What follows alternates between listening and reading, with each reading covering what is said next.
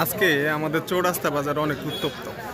কারণ হচ্ছে আমাদের পাশের গ্রামে এক হিন্দু ছেলে ফেসবুকে একটা কমেন্ট কিনে ও মুসলমান জাতিকে অপমান করে একটা কমেন্ট করছে।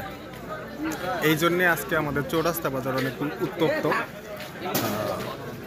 মুসলিমরা যারা আছে সবাই আসলে ওর বিচার চাচ্ছে। তো যেহেতু ফেসবুকে কমেন্ট করছে, তো ফেসবুক লাইভে এসে ও ক্ষমা চাক ওর, তারপরে প্রশাসন যা করার করবে।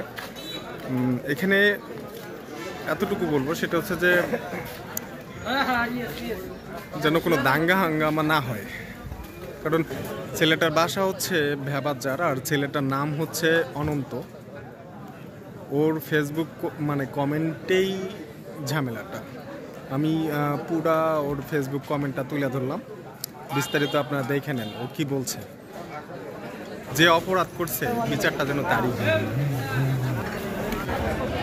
আজকে আমাদের চৌরাস্তা বাজার আসলে খুবই গরম। মুসলিম জনতা আসলে খুবই উত্তেজিত, কারণ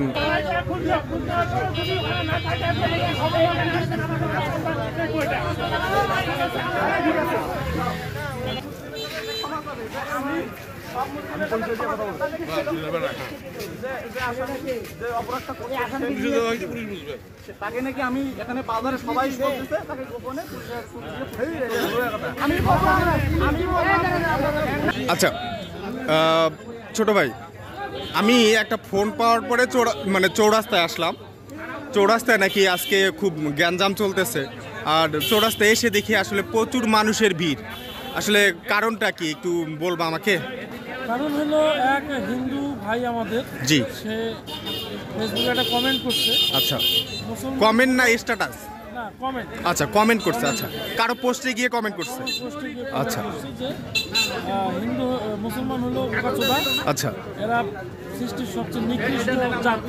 আচ্ছা, ওর ফ্রেন্ড লিস্টে যারা আছে তাদের মধ্যে অর্থাৎ পরিচিত কারো মানে গিয়ে, আচ্ছা হ্যাঁ, ফ্রেন্ড লিস্টে তো অনেক থাকে, তাদের মধ্যে কারো পোস্টে গিয়ে যাওয়ার পরে এটা মোটামুটি মুহূর্তের মধ্যে ছড়াই গেল এবং শেষ পর্যায়ে জনতা বিক্ষুব্ধ হইল। আচ্ছা, পরে প্রশাসনকে ফোন দেওয়া হয়েছিল। আচ্ছা, প্রশাসন এসে পরিবেশটাকে অনুকূলে নেওয়ার চেষ্টা করছে। এখন পর্যন্ত মানে ও যে কমেন্টটা করছে মানে ব্যক্তিকে উদ্দেশ্য করে না, জাতিকে উদ্দেশ্য।